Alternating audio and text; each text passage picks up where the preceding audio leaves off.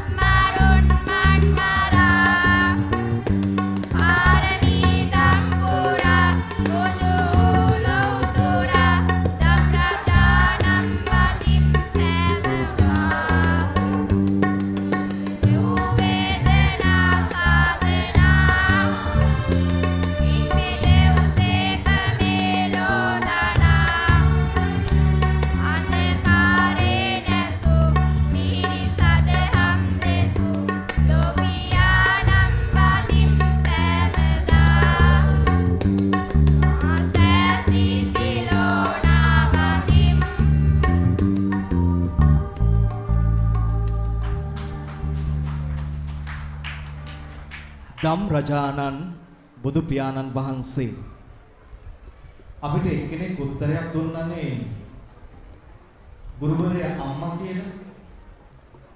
අපි निराකරණය කරගමු මේ ප්‍රශ්නය. අම්මට පුළුවන් කුසගිනි නිවන්න අපේ අම්මලාට පුළුවන් අපේ කුසගිනි නිවන්න. ඒත් අපේ අම්මලාට බෑ අපේ සසර ගිනි නිවන්න.